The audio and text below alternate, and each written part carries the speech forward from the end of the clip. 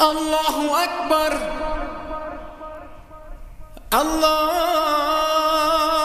اکبر۔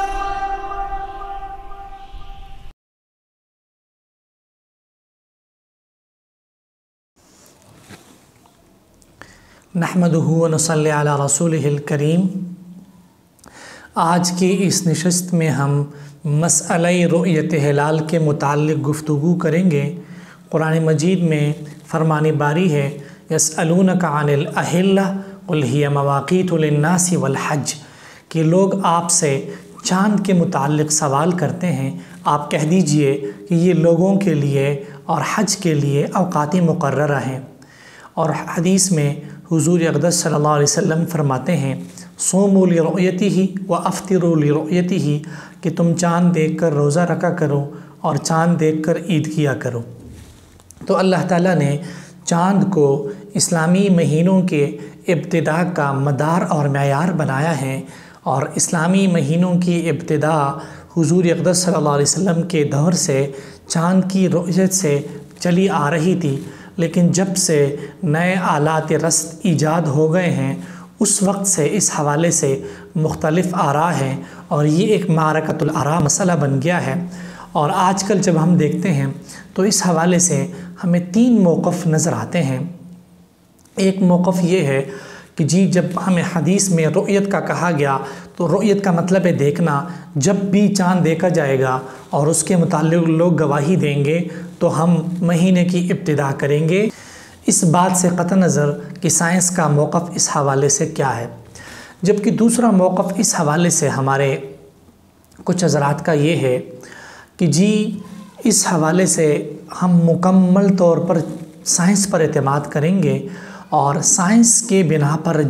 جب آج کل ہی ممکن ہے کہ کس ریجن میں کس دن کو کس تاریخ کو چاند قابل رؤیت ہے، لہٰذا اس بنیاد پر ہم ایک قمری کیلنڈر تجویز کریں گے اور اس کی بنیاد پر ہم مہینوں کی ابتدا کریں گے، اور رمضان اور عید کا اعلان بھی اس کے مطابق ہوگا۔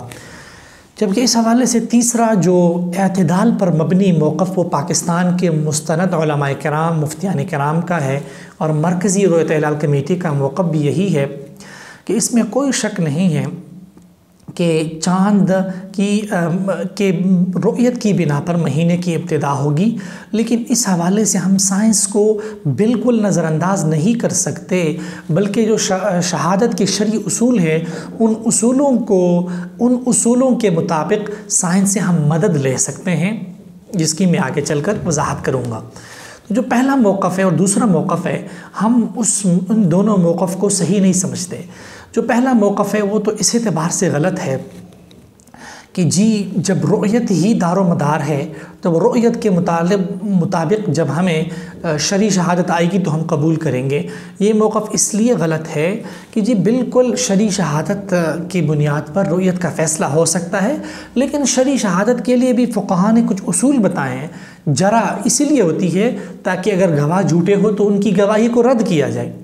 تو اسی بنیاد پر ہمارے پاکستان کے علماء کا جو بنیادی اختلاف ہے پشاور کے کچھ علماء کے ساتھ وہ یہی ہے کہ وہ علماء یہ فرماتے ہیں کہ جو پشاور کے کچھ علماء ہیں کہ جب شرعی شہادت آئے گی تو ہم گواہی کو قبول کریں گے، ہم اس کو اس بنیاد پر نہیں پرکھیں گے کہ آیا آج چاند دیکھنا ممکن بھی ہے یا نہیں۔ جبکہ ہمارے علماء یہ فرماتے ہیں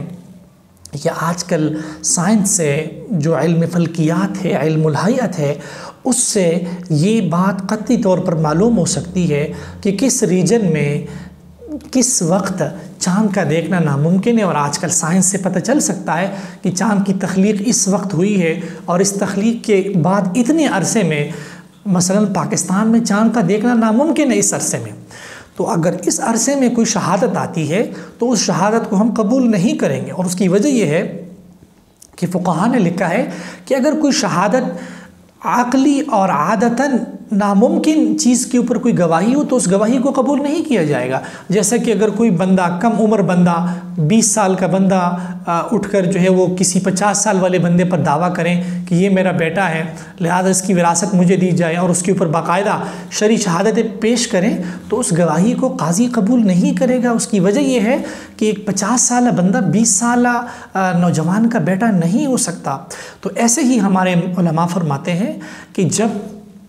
साइंस से ये बात कतई तौर पर मालूम हो सकती है कि इस दिन चाँद का देखना नामुमकिन है, तो उस दिन हम बिल्कुल शहादत को कबूल नहीं करेंगे और शहादत को रद्द करेंगे। जबकि जो दूसरा मौक़िफ़ है वो इस हवाले इसलिए गलत है कि जब हम इस हवाले से हदीस का मुताला करते हैं तो हदीस में जो लफ़्ज़ इसके लिए इस्तेमाल हुआ है वो रुयत का लफ़्ज़ इस्तेमाल हुआ है, और रुयत का मतलब है आँख से देखना। ये हकीकी माना है। अलबत्ता मजाजी माना रुयत का इल्म के माने में भी है कि अगर हमें किसी ज़रिए से ये मालूम हो कि चाँद पाकिस्तान के उफ़क़ पर मौजूद है तो हम पाकिस्तान में इसका ऐलान करेंगे। ये अगरचे रुयत का एक माना है लेकिन ये मजाजी माना है, और जब किसी लफ्ज़ का जो अपना हकीकी माना है जब उस पर अमल करना मुमकिन हो तो उसके मजाजी माने पर अमल नहीं करेंगे। लिहाजा जो हमारे उलमा का इस हवाले से मौक़िफ़ है कि हम इम्कान रुयत का एतबार नहीं करेंगे, इम्कान रुयत के बजाय हम हकीकत में जब चाँद नज़र आ जाए उसका एतबार करेंगे। और उसकी दलील हमें हदीस से भी मिलती है कि हदीस में फरमाया फ़इन गुम्मा अलैकुम फ़अकमिलू इद्दत 30, कि अगर किसी वजह से चाँद तुम्हें नज़र ना आए, कोई बादल वगैरह की वजह से, तो तुम 30 दिन मुकम्मल करो। तो उसमें इस हदीस इस हदीस के जब हम मुताला करते हैं तो इसमें तो बहुत मुमकिन है कि जब किसी दिन बादल हो और बादलों के पीछे उफ़क़ पर चाँद मौजूद हो, शरीयत ने ये नहीं कहा कि तुम किसी बुनियाद पर उस चाँद की मौजूदगी का इतला